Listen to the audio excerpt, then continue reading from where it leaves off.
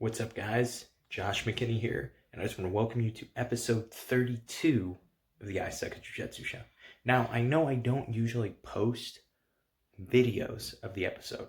It's just not something I do. I have videos of a lot of them because that's what I used to record through. I actually switched what I record through now, so I might actually be posting more videos. But I think that this episode is something that a lot of people may need. I know for me personally, it is something that I really needed. This interview with Ryron Gracie. Ryron is just so sharp. He is seriously just such a sharp guy. And so I wanted to post this on as many streams, as many places I could post it as possible. And so that's why this episode has video. And so I hope you guys like that. If you do like that we are doing video for the I Suck at Jiu-Jitsu Show on video, or doing it on YouTube, please let me know in the comments and by liking this. If you like it, I will definitely start posting more video. I think it will be fun, and I think it is just a different group of people that you can reach. And so I hope you guys enjoyed the episode. I know that I absolutely loved it, and I think you guys will get something out of it. So without further ado, here's the episode.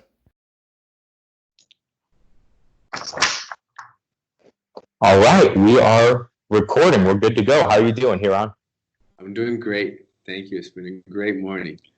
Good. Is everybody healthy with your family right now? Yeah, everybody's healthy. Thank you. Kids are good. And my wife, the four of us, it's perfect. And my brother Henner and his kids, we're hanging out with them once in a while. Not once in a while, every other day almost, it seems like. Awesome. So it's great. Everyone's healthy. Awesome, man. What is your schedule looking like now during the pandemic that we're dealing with, and during, when a lot of people can't train? It's a lot less time in a gi, a lot more time with my family. So I've been playing jiu-jitsu with my kids now these last 3 or 4 days. We've been doing jiu-jitsu every morning. For the first 3 weeks, we didn't really do anything in terms of jiu-jitsu, very rare, once a week. But now I got a little chart for them, and we're playing, 20, 30 minutes every morning. But I'm just at home, and lots of great conversations with my wife. And then when it comes to jiu-jitsu, we have our webinars. We're doing live webinars for all of our Gracie University students around the world, which has been fun. We do one for kids, and my brother and his wife do one for Women Empowered, and then we do one for all adult students, from 12 to 80 years old, which is fun to do every Saturday. It's probably the best part of the week because we get to share our passions. It's been very enjoyable. That is awesome. That's really cool. So just while we're on it, while it's on the top of my head, this is something I wanted to ask you at some point. But it seems like every time I've listened to you on podcast, I've watched you on video, every time something could be negative, you have a really good way of finding the positive out of it. Is there ever times where you get discouraged with things and you have to kind of fight your way out of that discouragement to find the positive? Yeah, finding the positive sometimes takes more time, is what you're saying. Yeah, it's for sure possible, yes, because you could be too caught up in what you wanted. You had your expectations, and because they're not being met, because you're holding on to your past expectation and it's not matching reality, you can stay in that for 2 minutes, 2 hours, 2 days.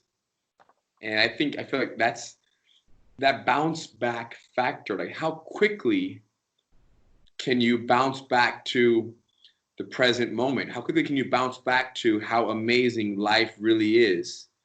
And this is true even for people who just lost their jobs and who are having a hard time paying their rent during these times. Your life is still amazing. You're still alive and you're breathing, and there are ways for people to help you pay your rent, whether that's the government or you just not paying, and then go live with somebody during these hard times. And things can, put it this way, my father always said things could be much worse. And sometimes we just forget it's easy to lose touch with how good things are. So the bounce back, how quickly after I'm feeling angry or sad or frustrated, can I kind of recalibrate myself to say, you know what, hold on. I might have just lost X amount of money, or I might have just lost this relationship, or this person in my life is no longer talking to me. But hold on, I still have this, and this, starting with my health and my eyesight, you know what I mean? And the people who do still care about me. So that's really cool to see that, but kind of also hear that you do struggle sometimes just finding, as you put it, finding that time. It takes longer. You didn't say like, yeah, I'm stuck in a rut or it's negative. Even you turned being discouraged into a positive light. yes, and one of my friends once said to me, he said, his name is Ron, and Ron explained to me that once you go from a very difficult moment in your life to then getting out of that difficult moment and getting back to peace and some kind of a harmony and balance in your life, remember what you just did. Never forget, and you can tap back into that. So the next challenge you have 2 days or 2 months down the road, when you're having a difficult time, you just tell yourself, well, I've had these before. I've had difficult times before. And I know that I can make it out of these difficult times. And it was a similar feeling that I had. Now, it's almost like my wife explains that when you give birth to a child, 6 months, 7 months, 10 months later, you forget how difficult it was just so you can do it again. So when I think about how people have have challenges in their lives, sometimes we forget how difficult things were. But it's not to our advantage to forget fully, because if there's one thing we can guarantee is that life will forever throw challenges at us. So when they come again 6 months later, we say, hey, hold on. Have I ever been in a situation this challenging? And the answer is yes. And if it hasn't been that challenging, let's say this is the most challenging thing of your life. Great. This is the next opportunity for you to see what you're capable of in terms of recovering and coming back like never before. That's excellent. That's jiu-jitsu, man. That's when you're in bottom of mount and you're thinking that same thing, like, oh, this is horrible, but I've been here before. I know how to handle this. I know how to deal with this. I know how to make it through. And then once you handle it enough times, you no longer begin your problem solving with, this is horrible. Because even beginning by saying, oh, this is a horrible situation, you're already at a disadvantage versus saying, okay, I'm in a situation that is frustrating. You're being very factual. I'm in a situation where I just lost, $5,000, and I need that $5,000 to pay for this month's expenses. So if you talk like that, then you're being a little more impeccable with your word, versus saying this situation is horrible. Because it's like the mount. If somebody mounts me, I can say, yeah, this is the worst place to be. Or I can say, hey, I am on the bottom. The person on top has these few attacks that they can go for. And if it's a street fight, they can punch me and I can't quite punch them effectively. But I have some tools. I have some techniques on how to get out of here. Let me try them. Which one makes sense first? And then you go from there. That is so perfect. That is so dead on. I think a lot of people right now are really struggling with that. They're looking at, obviously the pandemic that people are going through, the sickness that people are dealing with, maybe in their families, or just their businesses. Maybe they're not affected physically, but their business or their job is very effective. I think it's really important for them to be able to find that. It's hard, even for myself, it's very hard sometimes to always look through and see what we've dealt with bad things in our business before, and we know how to handle them, and we can grow from these things. And those bad things are what has put us where we're at.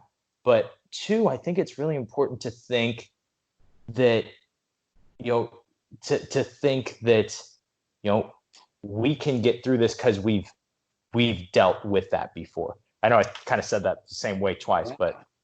And the thing is this, it's almost like no matter, you can't not get through it. Now, how you end up on the other side varies. Mm-hmm.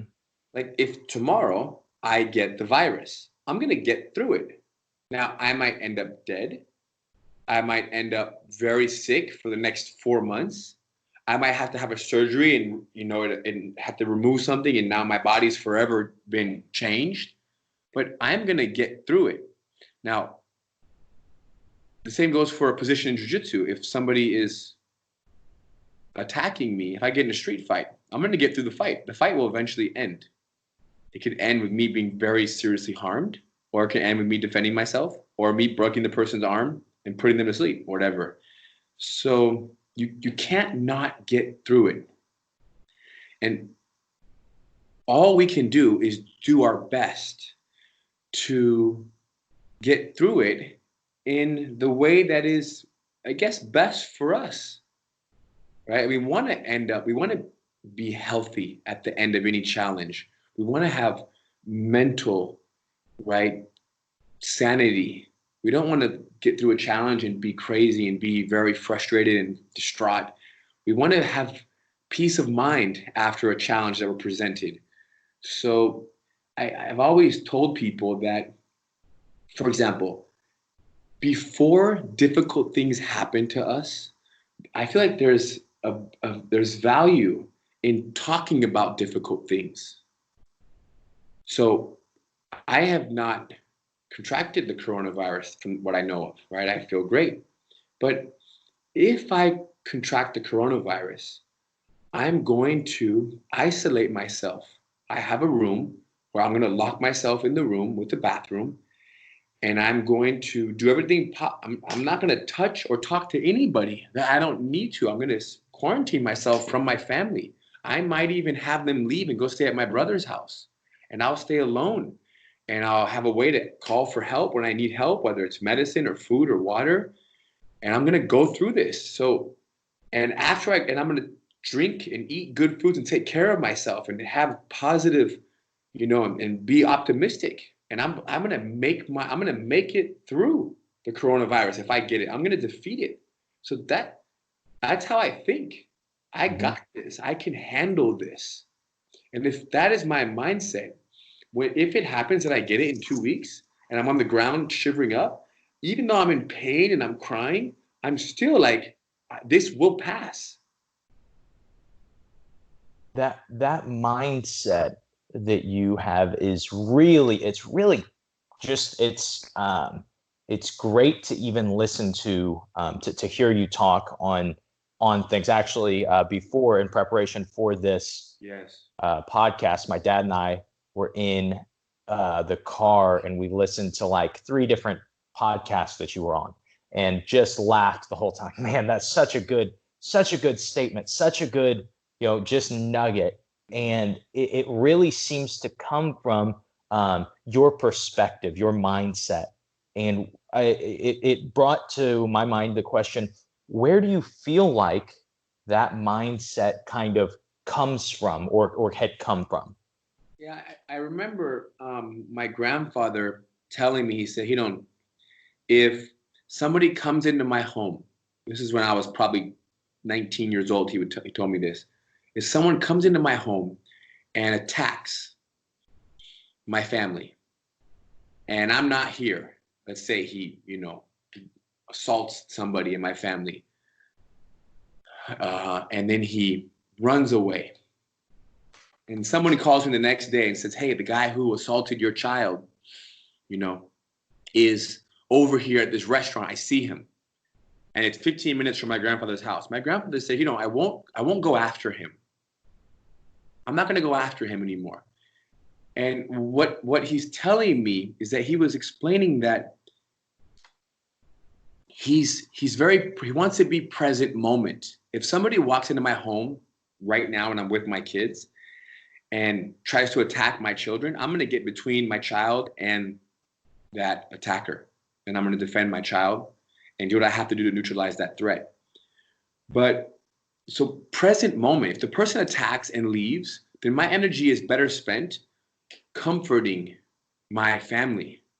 So if tomorrow my wife says, hey, I'm going to leave you, I'm going to divorce you, I don't want to be with you anymore, and I thought this through and I'm done with you, my energy is better spent working on myself and being a fair and respectful person towards her as a friend, no longer as a husband and wife. And you see, almost like accepting the new reality. So people often don't accept the new reality. So if I contract the coronavirus, that is the new reality.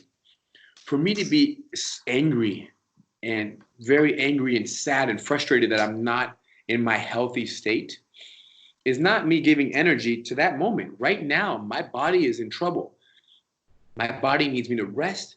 My body needs me to take care of it. And my body needs me to believe and to be strong and believe that my body's capable of getting past this. So it's very present moment to moment, day by day living. And it's very easy to get caught up in, what we want to be doing. And so many people right now are losing money. I don't know anybody who's not losing money, Mm-hmm. right? So everybody's losing money. And it's easy to stay in the fact that, I would have made $3,000 more last month, $5,000 more, whatever it is. And I didn't make that. It's easy to be back there in what I would have made. Or right now, I'm still able to make $1,000 a month or $800 a month, even though I might be getting support from someone. I'm still able to have food on my plate. And this is amazing because I'm able to give my body nourishment. You see that? So right now, what is good about right now versus what is missing right now? What did I have 2 days ago or 20 days ago? Or my girlfriend left me, during this pandemic. And now I'm by myself. And oh my gosh, I miss her so much. And life is so difficult without her. Or she left me, but I'm by myself. And now I have time to myself, to do that which I want to do. And I have interest, whether it is read this book, whether it is learn something online, right? Or practice something at home. So what can you do right now, this second? How do you use that mindset, like with the future? Because we kind of talked about the past of, like accepting and not looking back and dwelling on the past. How do you use that present mindset? And do you look to the future? And if so, how much? Well, yeah, that's the thing is that I do look to the future, and there are some times where it makes sense to look to the future. Like I want to have, 2, 3, 4 months of rent. I'm sure everybody in the world sees value in having 2, 4 months, 6 months of rent always in their savings. That is looking to the future. That is planning for the future. Now, as much as there's beauty in planning for the future, I want to have food for the next 5, 7 days in my house for us to eat. That's future planning. The truth is that there is no future. There only is right now. I have no idea. I could end this call with you and get in my car and get hit by a semi and die. Do you understand? So to spend too much time and energy dwelling in the future can potentially keep me from living in the moment. And there is no doubt that that is happening all over the world, where people are, because, my partner is not doing this or that, I have an energy towards them, which is an energy of resentment. And then therefore, I don't just appreciate their presence right here and right now. And so, but again, if you like someone like Eckhart Tolle, who I like a lot, in the book, The Power of Now, the only moment that exists is right now, which if you think about it, there has never been any moment except for right now. Now there is a new right now. Every second is a new right now. And that's important. And when you really sit with this moment right now, there's a story in one of his books that talks about how the Buddha holds up a flower, or I think it's a flower, and he asked another one of the monks to look at the flower and ask yourself, what is missing in this moment right now? Like right now, between you and I, we're here looking at each other, talking to each other. What is missing right now? This 1 second, but nothing. But if you stop and you think about your bank account and think about how in 3 or 5 years, something like this might happen again. And or your job, or you don't have a job that gives you the security to where something like this or worse happens again in 5 years, your job won't take care of you, or you won't be able to still, have an income. So in that case, right now, what's wrong is you have a bad job, you don't have enough money in the bank account, or your relationship that you have with your partner is not good for X reasons. So your mind can think of many things that are wrong right now, but erase all of those and just the actual right now, like I have air running through my lungs, blood flowing through my body, which is oxygen flowing through my body. I had breakfast. There's food in my stomach. There's no I have no hunger. You see that? I can see you. I can smell this room. Life is amazing. That's really good. Do you okay? You mentioned the power of now. Are you a big reader? I'm not a big reader. No, I've read like 7 or 10 books, like serious books that I've read. And then I have another 4 or 5 books that I've read on audiobook. Like The Power of Now, I've been through it in audiobook like 4 or 5 times, 6 times.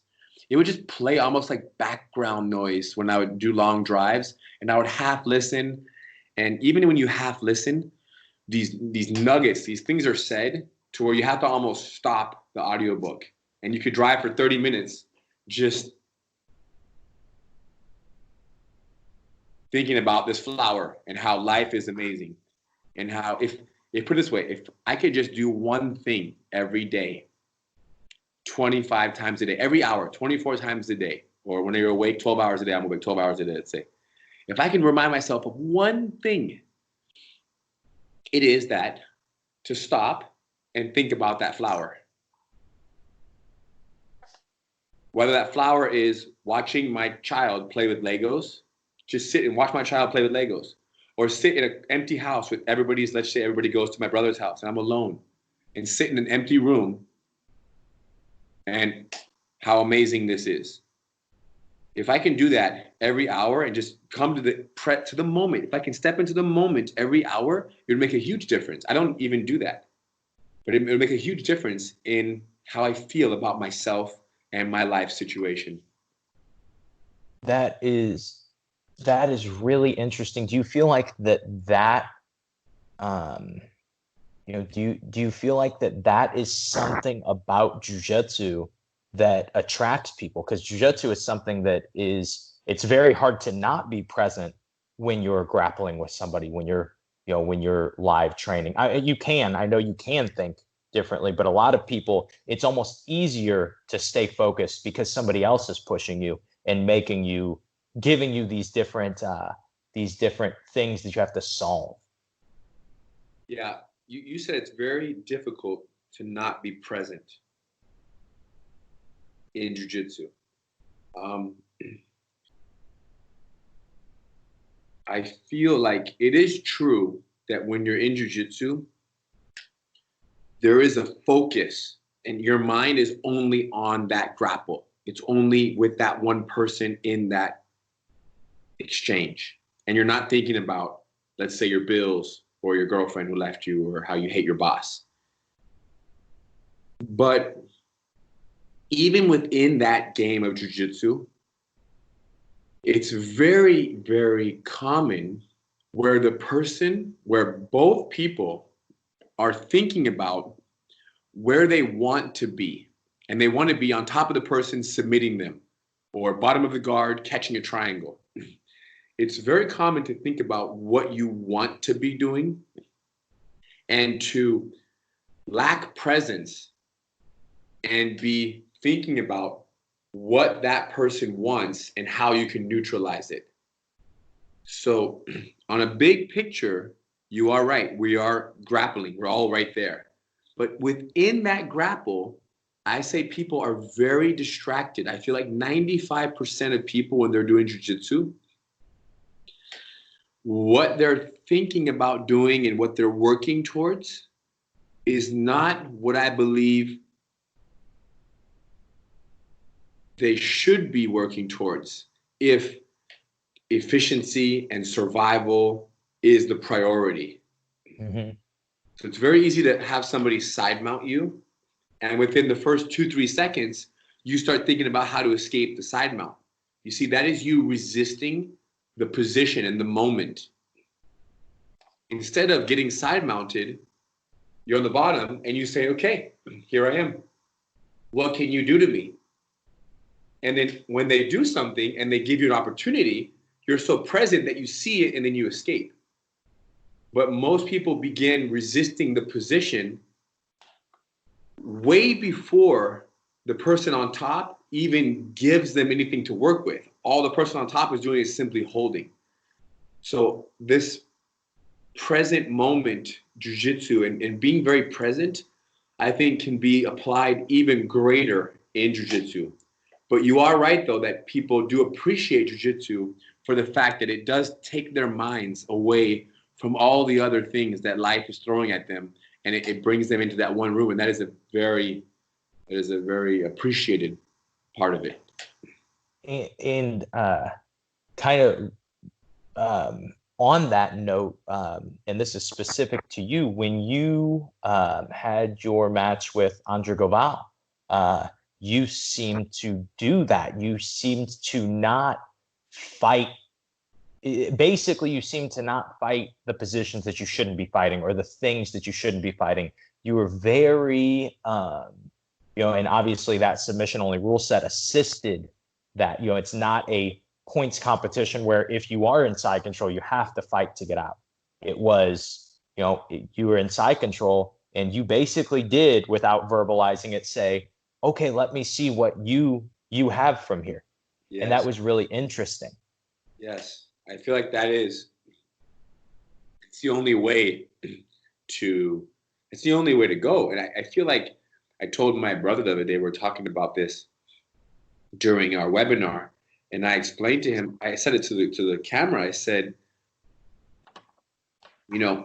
every single position, whether I mount on you, I'm on top, or I'm on the bottom, the feeling is the same.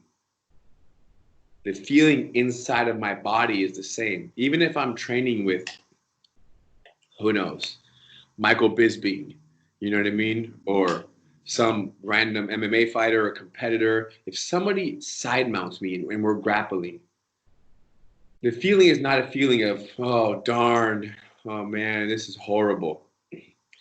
The same way, if I'm on top of them, the feeling is not, yes, this is amazing. This is the most, this is the best thing that could possibly happen to me. The feeling is somebody's side, I'm on the bottom.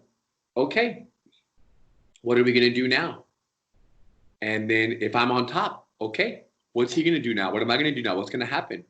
And the same goes for if I lose $5,000, $10,000. The feeling is not, oh my gosh, this is horrible. The feeling is, wow, I lost $5,000, $10,000. And okay, how can I reposition myself? And then if I win $5,000, $10,000, the feeling is not backflips and celebration. The feeling is, wow, I won $5,000, $10,000. Okay, where am I going to place this? What am I going to do with this? You see that? It's very similar. You can't even, the energy is almost identical. In receiving and losing the money. And when you meet a woman, a girl, you have this girlfriend, it's the most amazing girlfriend ever. If that is the energy, then what happens when she tells you, 2 months later that her ex-boyfriend really misses her and she misses him and they're meant to be? And now it's equal amount of pain. So Mm-hmm. let's try to keep everything as, I guess I want to say almost neutral. Now, neutral doesn't mean we can't be excited and we can't feel pain. It's okay if someone leaves you or you get hurt to feel pain. And it's okay to be very excited, but just to be aware of it, because sometimes that excitement, it goes so far. And when you go so far with the excitement beyond like a genuine, like the initial response to meeting someone, there are feelings when you meet a new person. There's feelings in your body and you can't stop those. Those are natural. But when you run around telling all your friends how amazing this person is that you just met, and then later they leave you, now you're ashamed, you're embarrassed. So be very, just be cautious of how you talk about your experiences, how you live your experiences. That is that Bro, I talked with one of my friends. Oh, go ahead. do you have a girlfriend? I have a wife. Yes. You have a wife. Oh yeah, I see your ring right there. You're married. So you have a Mm-hmm. wife. And like, how amazing is your wife? She Oh, is the best. she's the best. She's the best. But you could not have a wife in a year. One of my best friends just got divorced 3 months ago. I was at his wedding 5 to 6 years ago. It's great. Now they're divorced. So as easily as you get married, it's almost like I feel like you can't get married unless you're ready to be divorced. Because that would be dangerous. That would not be. That's like saying you can't. It's like you can't do jiu-jitsu. You can't tap somebody out if you're not ready to get tapped out. You can't be a soldier and go to war if you're not ready to die. There's a certain acceptance. I'm sacrificing my life for my country, for our freedom. If you say I want to go to war, but listen, I don't want to be put in harm's way. If there's a risk of me dying, I don't want to do it. Then that's not for you. And relationships are falling apart all everywhere, and you can't take a job working for a company if you're not ready to lose that job, because nothing is guaranteed. And yet everybody's willing to take, but when you start losing things, all of a sudden your life's falling apart.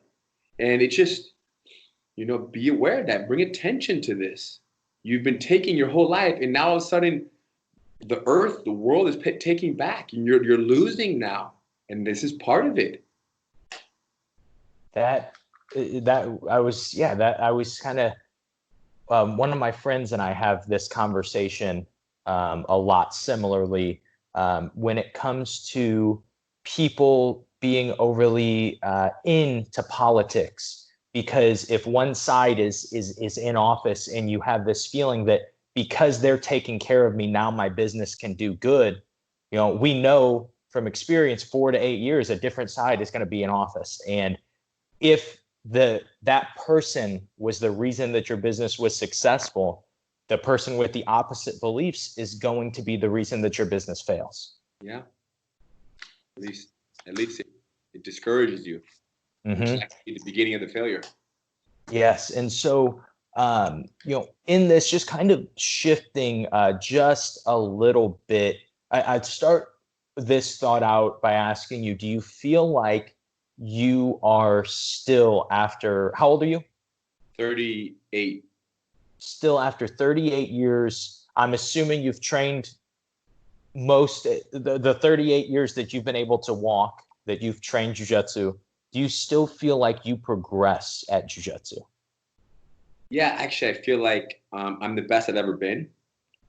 I have no doubt that 5 years ago, in terms of my physical attributes, maybe I was 3 years ago a little bit stronger, a little less prone to injury. I find myself today, like when there's 30 minutes of sparring, I'll spar for 20, and the last 10 I'll just stretch. But I feel like I remember rolling with my dad one time a couple years ago, where him and I were rolling, and we hadn't rolled for like I don't know, months or a year. And I rolled with him, and I'm like, man, I couldn't believe how difficult he was. Like I had forgotten, like he was 50, I don't know, 8 years old or something. And I'm like, are you kidding? He was too good. I was beyond impressed.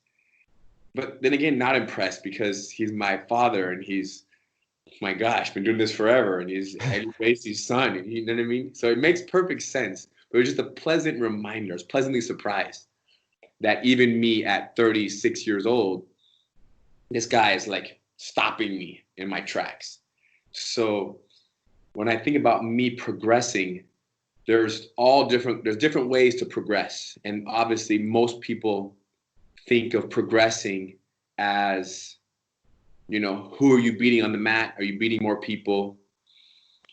And that's it. Are you getting beat? And who are you beating? But that's not the way that I measure my progress. That is one way that I measure. So the answer is yes, I'm still progressing. And there are many ways that I measure my progress, which allow me to know that that is actually true. What do you feel like you do now at 38 years old differently and maybe even better than you did at 15 years ago at 23 years old? Yeah, so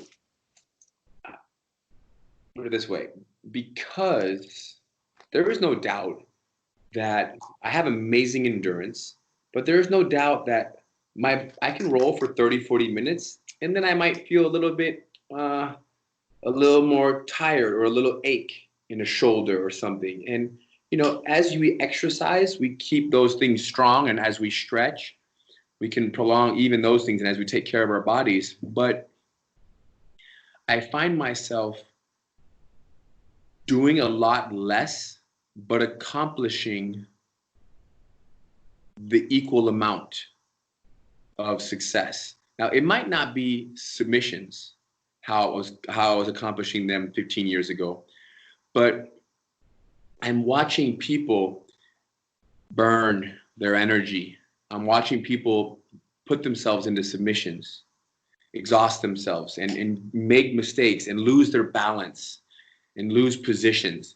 And they're doing that because I'm doing so much less. I have really simplified. It's always been simple, but I've simplified it even more.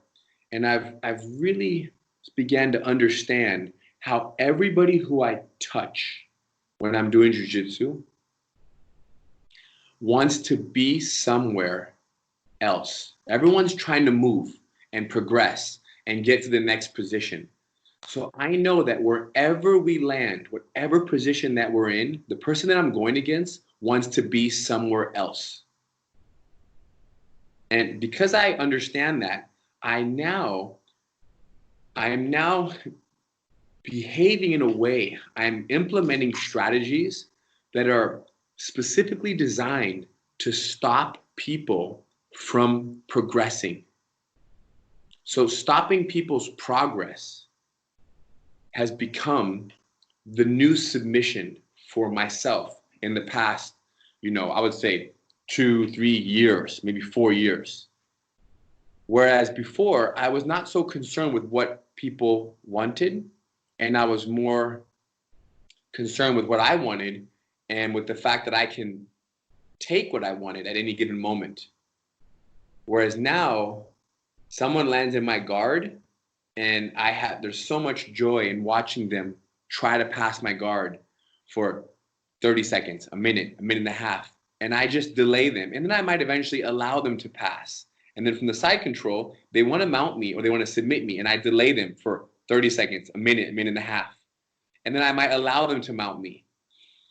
And they are nonstop fighting. And then once they mount on me, they want to submit me. And I delay their submissions for a minute and a half. And then do I allow a submission? Many times I do, because most people are my students. So it's just helping them. But I'm almost like I'm like the cat playing with the mouse. I'm just playing with people. Now, of course, when I'm going with somebody who is very advanced, another black belt or my brother Henner, then obviously things change, and my ability to delay him and to defend against him is not as great. And there's a very good chance that, he can break through my defense once in a while, and that's okay. But again, stopping progress has allowed me to still be very, I guess, respected and very effective on the mats against 23-year-old black belts and 25-year-old professional athletes while I'm 38 years old.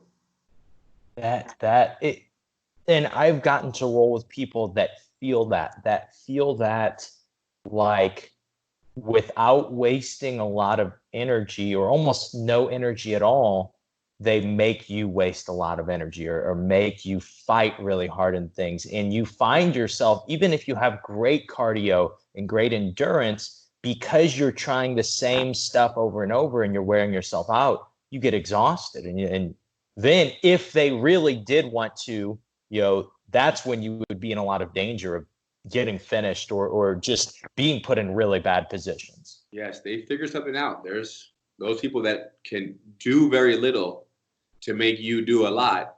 That is the secret. What do you feel like is the best way to start to get to that point? I think the most important understanding that you have to get to that point is you have to have an understanding of the risks that exist in every single moment. So people often believe that their job, that the responsibility at any given moment is for them to submit their training partner. You shake hands and you feel like the final objective, that's what I should say, is to submit your training partner. Now, if that is your objective, if you're on the bottom of side control, how much time are you going to spend down there? What do you think? I think it depends on who I'm going with. I understand, but if your objective is to submit somebody, is to get the submission, and you're in the bottom of side control, how much time do you want to spend in the bottom of side control? None. I want to get out if I'm there. There you go. The least amount of time possible. Now, how likely is it that you find yourself in the bottom of side control and you are trying to escape when it isn't quite the right time to escape? I would say 75% of the time, people are trying to escape when they should not be trying. Maybe 85% of the time. Because people on top often hold and they just control. So I guess what I'm saying is that we need to become more curious about what can happen to us, how somebody can beat us, how someone can submit us, how they can sweep us, how they can escape our control. Let's be more curious about what someone can do to us at any given moment. Be more curious about that, learn that, understand that more than you are curious to, not curious, but excited to submit someone. Because when you put beating somebody as the priority, then you put your understanding of every single position second. But that's not how I believe we should approach this. Your understanding of every single position should be the priority. That is why we practice. Now, part of understanding the bottom of the guard is understanding how you can submit somebody. The other part is how you can off-balance somebody. The other part is how you can not get punched, how you can survive someone's punches, or how you can control someone and keep somebody in your guard, or how you can conserve energy.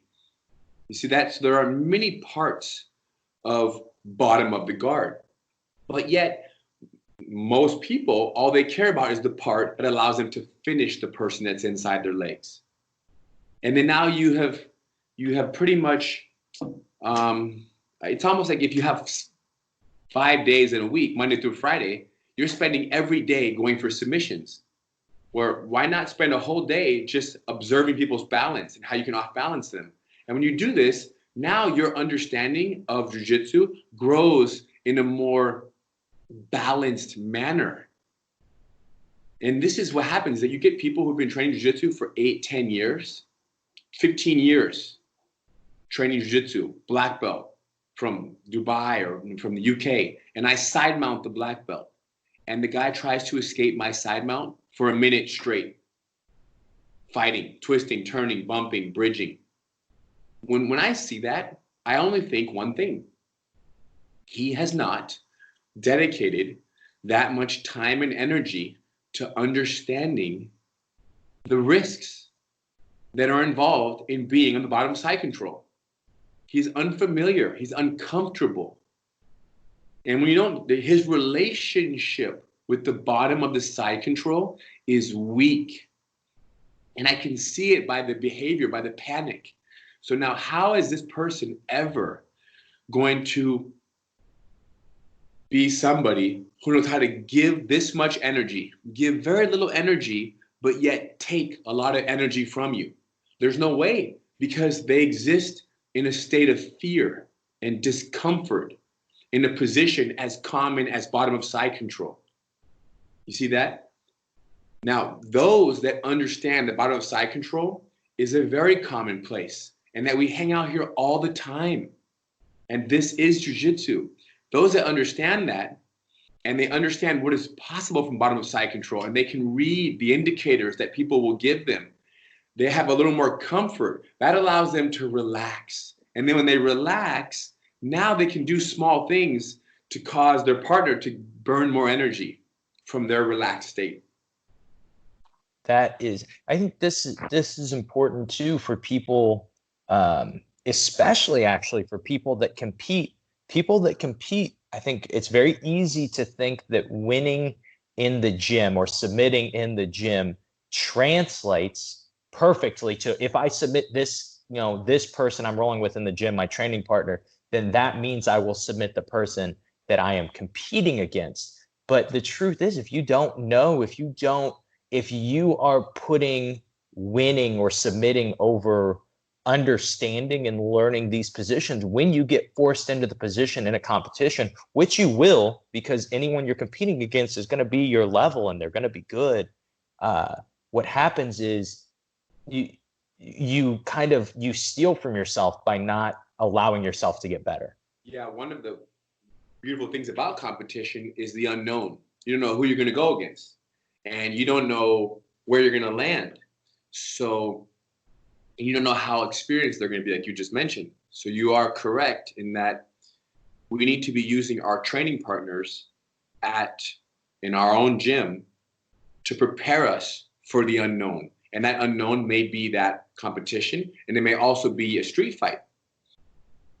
Because I know with certainty that if I end up underneath someone's side control or under somebody's mount in a street fight, or no, I don't know a certainty, but I very strongly believe in myself and my ability to stay safe from under someone's mount and to escape effectively, successfully. You see that? So, but that is, I only believe that is because my relationship with the bottom of the mount has been, I've invested so much into it. That's really cool. Okay, so I have just another, it's going to be a change of questions, but this is just more for my curiosity. I think this is less, this one is less about the people listening, but maybe some people will, get excited about it. But when I first met you, I went to a seminar in Destin, Florida. It was a really cool situation. We just saw on Facebook that you were doing it. And my dad and I were both brown belts at the time. And so we called in and, I think we actually extended our stay for one more day so we could go. And it was really, really fun, really enjoyed. And it was two separate seminars. And to start the second one, you're just, if no one's ever been around you, you're just super relaxed, and it's not slap your hands, okay guys, let's get into the first move. It was really relaxed, and we were sitting around, and you got on your phone and you said, hey, I have something, and it was the 10 commandments of jiu-jitsu. And you kind of went through them, and you said, maybe one day I might make this a book or something. And just out of my curiosity, I was wondering if you have written more into those 10 commandments of jiu-jitsu, because they were really, really good. And if you ever planned on writing it as a book or anything like that. So I've not, I always make little notes and I save them into my phone. And I have not worked on that specifically, right? I look at it here or there, I add one little thing, but nothing in terms of the book. For whatever reason, I I maybe I have a little bit of a difficulty starting something because I feel like once I finish it in 3 months or a year or 4 years from now, I'm gonna have different mindset. So when you put it into a book, I'm a little bit hesitant. So for me, it's less about the book right now and more about the conversations and just allowing my mind to really wrap itself around a concept and just see where my mind takes it. If it's only for me and for 10 people, a group of 100 people to have a conversation, it's well worth it. That's cool. And that was just me out of curiosity, because there are certain things that you talked about in it that I still, that was maybe 3 years ago, that I still go back to, and I still think about. And it was the biggest one. And I always think about this is you were talking about um, basically how your is something along how your actions are, they have to kind of match up with what your goals are, what you're trying to do. And you gave some examples in jiu-jitsu, and then you gave the example of, if I want to have a family, and I want to be a good husband, even though I could be going after young girls, and that could be, I'm like, oh man, this girl's really pretty and I can flirt with these girls. He's like, you said that doesn't show, that doesn't show, or that's not reflecting of what my goal is of being a good husband. And you brought it back to diet and jujitsu, and it was something, and I still to this day think about that all the time, because it's just it translates to so many different factors of life. Yeah, I guess that starts with being honest with yourself, with what do you want. And if I want to be healthy and have a healthy body and live a long life and be able to play with my children and my grandchildren one day, but yet I'm eating junk food, it's not in alignment. Yeah. I'm smoking cigarettes. I'm saying that I want to be healthy, but I'm doing this. So I need to adjust something. Stop saying that I want to be healthy, or stop smoking cigarettes. And there you go. And so specifically for jiu-jitsu, how would you kind of apply that? Well, when it comes to jiu-jitsu, if you say that you want to do competition, let's just say, and you want to win a very prestigious competition, then that means that you have to train to be the best in the world in that arena, which means you have to be the most comfortable, and you have to be very understanding of all positions and prepared for all positions. Which means that when you train, like you mentioned, at the gym with your teammates, allow yourself, invest in everything that you need to invest in to be prepared for whatever the competition may throw at you.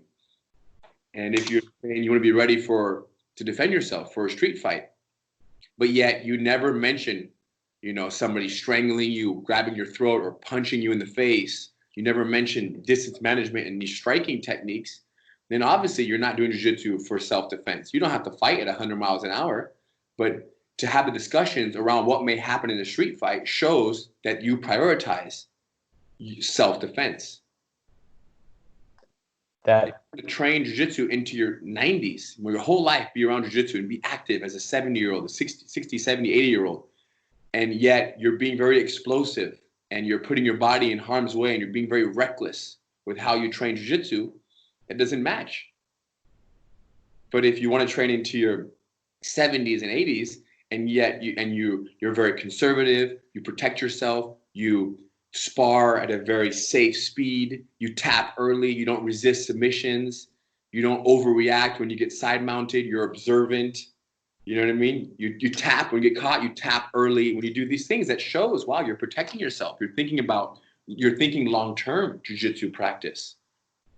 I have one of my students, and I think it was last year, the beginning of 2019, I told my students I would send out videos once every week or two just talking to them all. And I was saying, hey, I think we should all kind of set some goals for our jiu-jitsu. I said they can be with a month, they could be 1 month goal, they could be years. I just think it would be fun. I said, if you guys really would be, if you'd like to and you're doing it, I would love if you shared it with me. And one of my students, who I believe at the time was 58, told me, hey, his name's Bob, and Bob said, hey, Josh, I really want to be on the mats when I'm 65.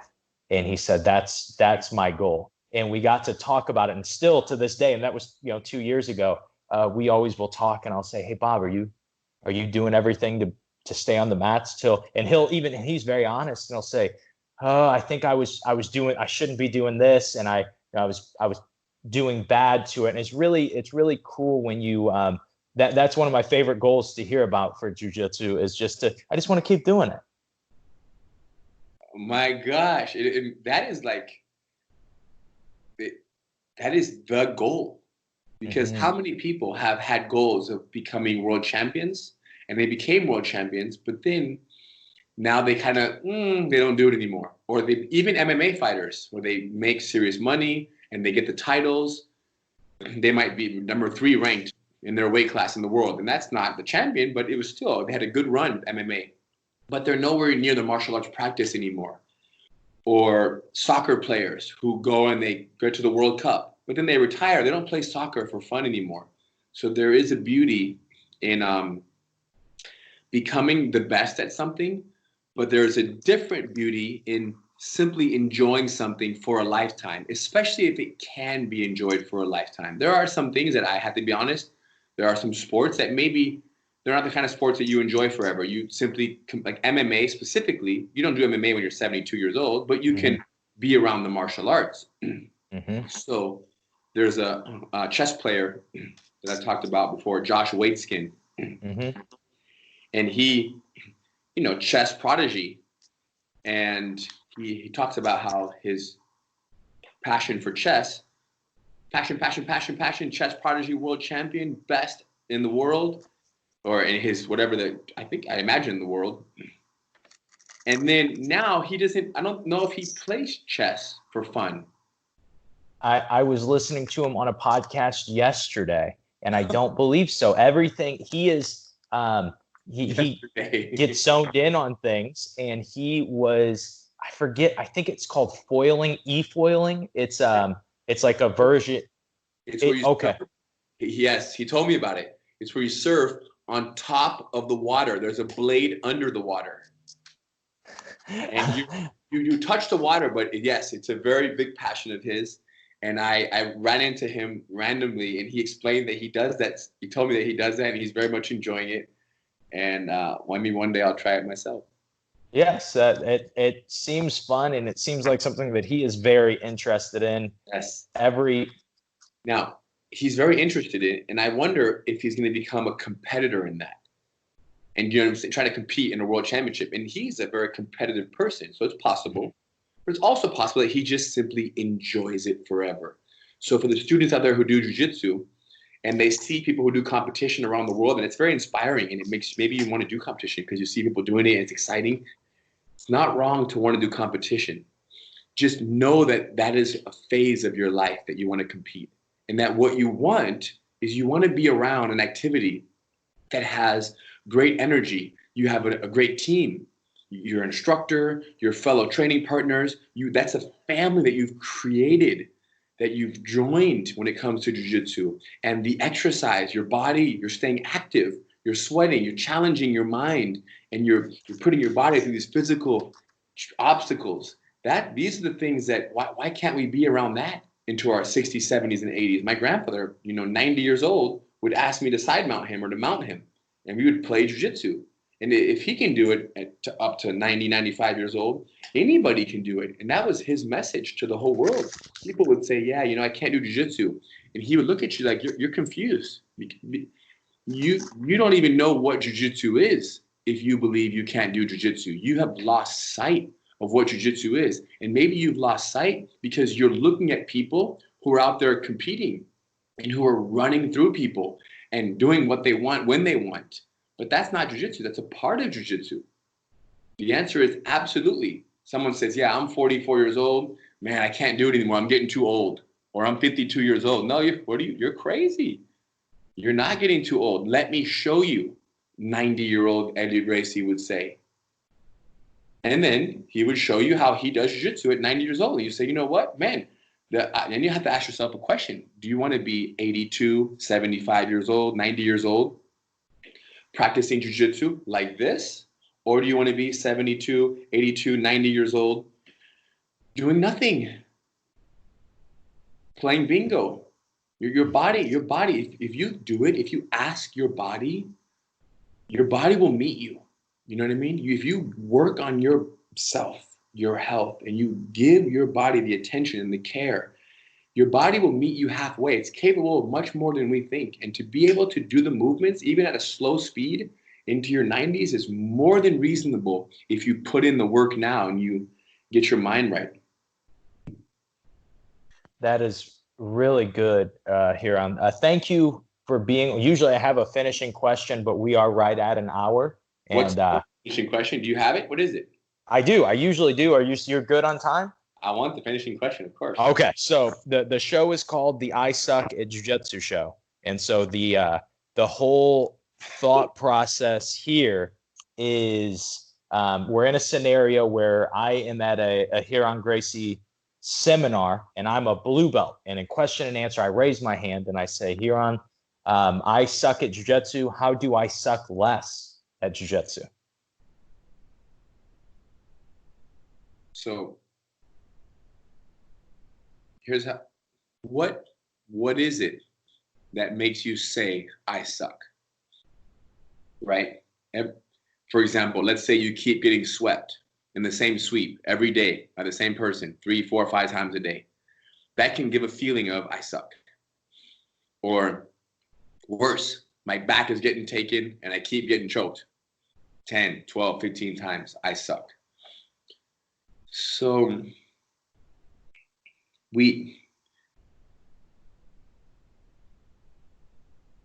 I guess to suck less, if that is you sucking, to suck less, let's consider that sweep or that choke that's happening to you. Consider that you want it to happen to you 3, 5, 20 more times, 100 more times.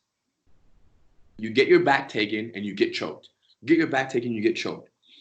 When you shake someone's hand and you go to spar again, most people, they fight hard to resist their back getting taken. And then when their back gets taken, they fight hard not to get choked. What if you specifically shook someone's hand and you didn't fight too hard to keep your back from getting taken? You just fought like 50%. You just gave a little bit of effort.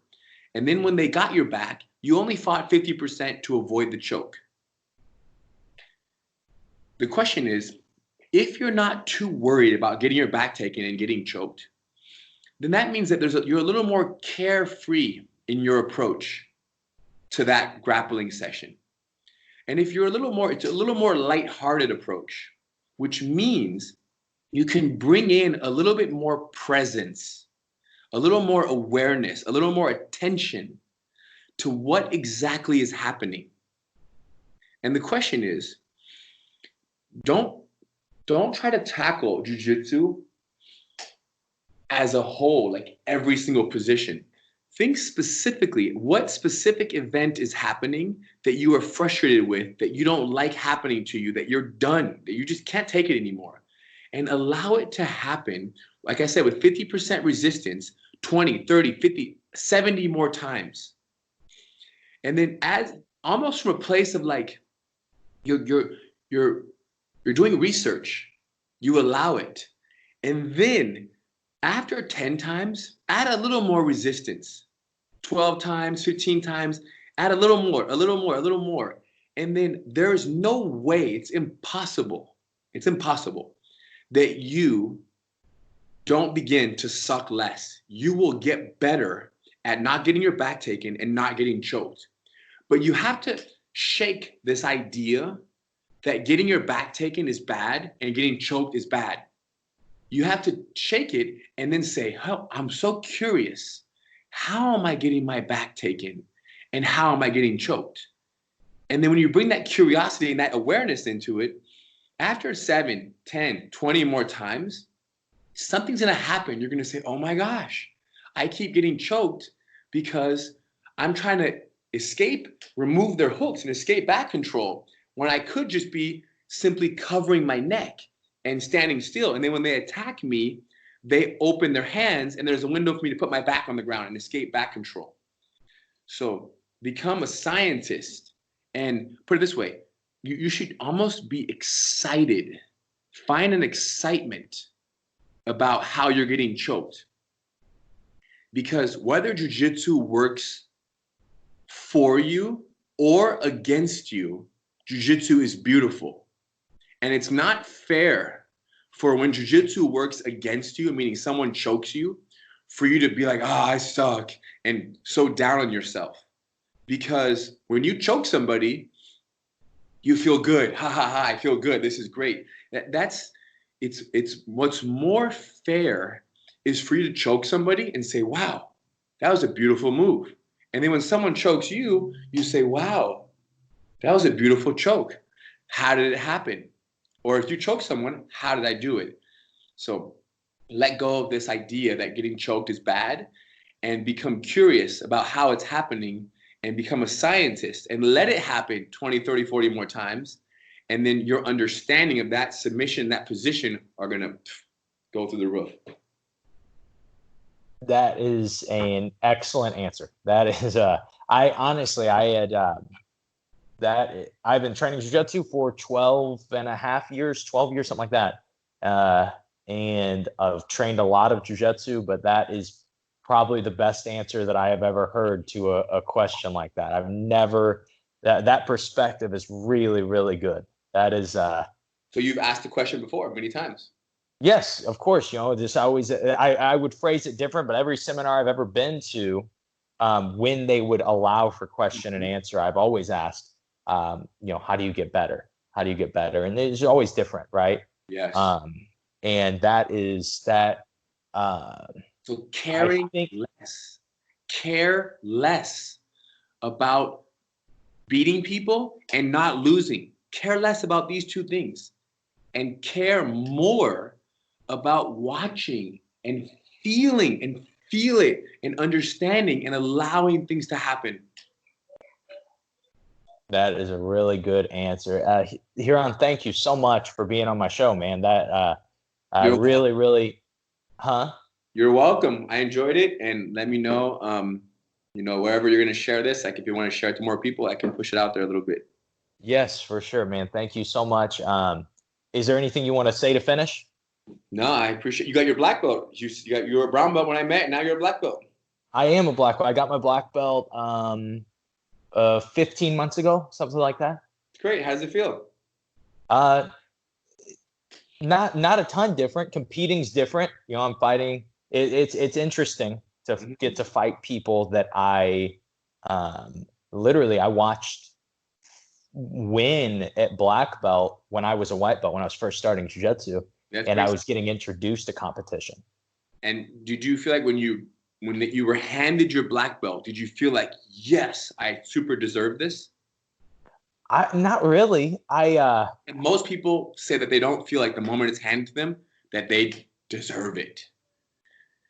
But I thought of it like filling it out. Like, man, I want to fill this. I want to be a good black belt. Like that's, and I have this, obviously I've been working towards that even as a white belt, but as a black belt, when I got it was like, I want to be, I want to fill this out. I want to, I was my coach's second black belt. My dad was his first. And I thought like, it's kind of that, you're flying that flag of like, I want to represent this person very well. And I want to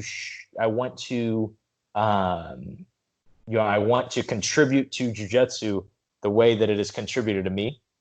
And that was kind of my thought process with it.